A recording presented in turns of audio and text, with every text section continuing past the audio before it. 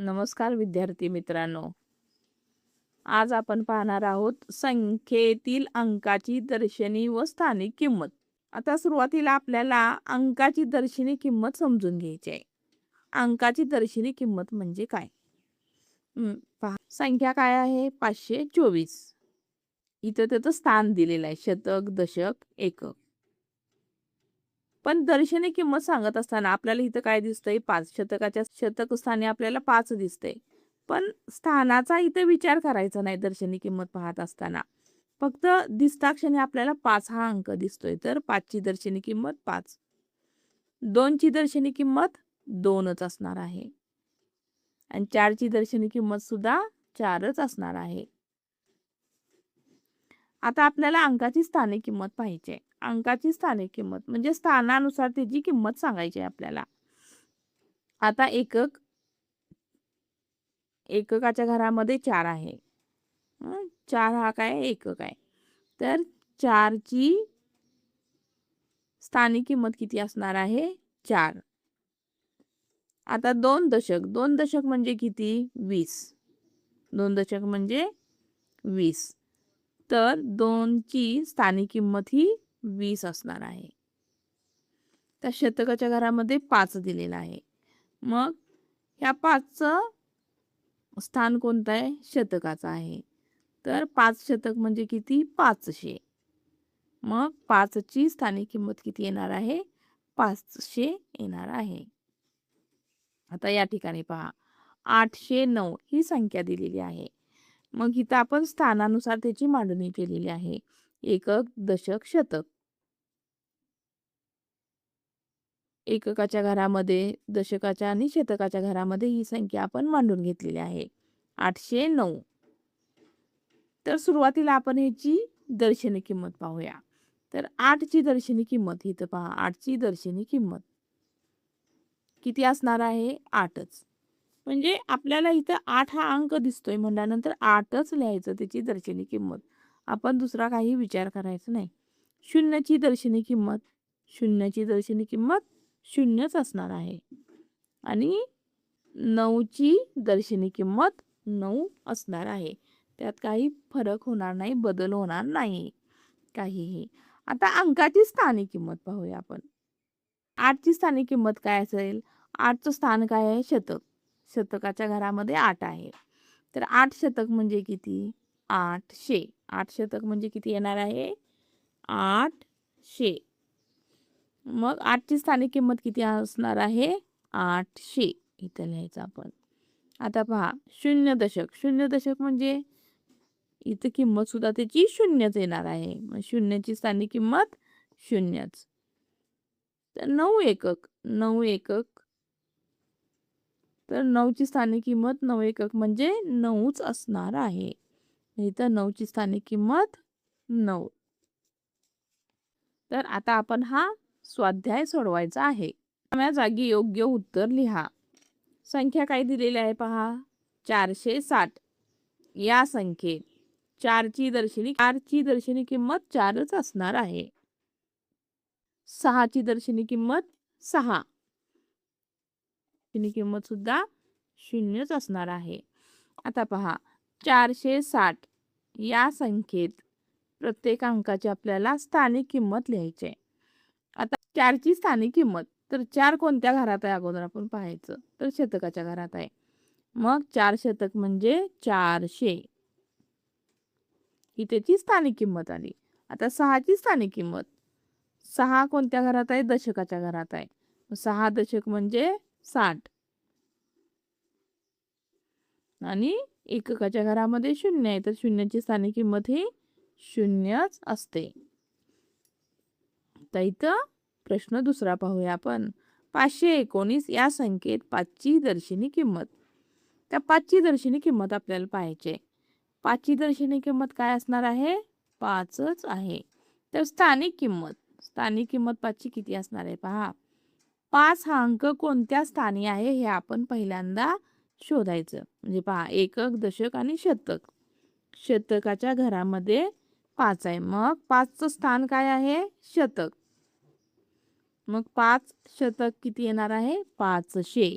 5 शतक म्हणजे 500. तर बघा 915 या संख्येत 5ची दर्शनी किंमत. 5 हा अंक एकक स्थानी. पण दर्शनी किंमत आपल्याला सांगायची म्हटल्यानंतर अंकाची दर्शनी किंमत ही त्या अंका एवढीच असते. म्हणून 5ची दर्शनी किंमत किती असणार आहे? 5. त्यानंतर स्थानिक किंमत. ह्याच 5ची स्थानिक किंमत. 5 हे एककाच्या ठिकाणी आहे. एकक स्थानी आहे 5 हा अंक. तर 5 या अंकाची एकक स्थानची किंमत काय असणार आहे? 5च असणार आहे. त्यापुढे पहा 951 या संख्येत 5ची दर्शनी किंमत. दर्शनी किंमत ही कशी असते? अंकाची दर्शनी किंमत ही त्या अंका एवढीच असते. म्हणून 5ची दर्शनी किंमत ही 5च असणार आहे. तर 5ची स्थानिक किंमत. तर 5 हा अंक कोणत्या स्थानी आहे? तर दशक स्थानी आहे. तर दशक स्थानी 5 असेल तर 5ची किंमत काय येईल? स्थानिक किंमत 5 दशक 50. आता पुढे पाहूया आपण 905. 905 या संख्येत शून्याची दर्शनी किंमत. शून्याची दर्शनी किंमत 0 व स्थानिक किंमत. शून्याला स्थानिक किंमत ही किती आहे? 0.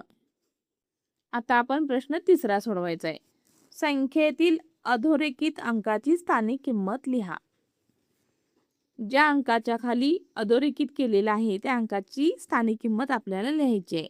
तर पहा ही संख्या कोणती आहे? 123. तर 123 या संख्येमध्ये 1 या अंकाखाली अधोरेखित केलेला आहे. तर आपल्याला काय करायचं आहे की 1 या अंकाची स्थानिक किंमत लिहायची आहे. तर 1 ची स्थानिक किंमत काय असेल? तर 1 हा अंक सुरुवातीला आपण पाहायचं की कोणत्या स्थानी आहे, त्याचं स्थान कोणतं आहे. तर आपल्याला त्या संख्येची स्थानिक किंमत सांगता येईल. तर पहा 1 ची स्थानिक किंमत काय आहे? एकक, दशक, शतक. शतक स्थानी 1 आहे. तर त्याची स्थानिक किंमत किती येईल? एक शतक म्हणजे 100. 1 शतक 100. पुढे पहा 910.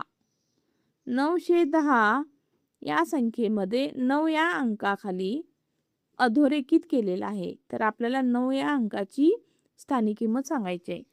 तर 9 या अंकाचं स्थान काय आहे? एकक, दशक, शतक. शतक स्थानी 9 हा अंक आहे. तर 9 ची स्थानिक किंमत काय असणार आहे? 9 शतक म्हणजे 900. त्या पुढील संख्या 657.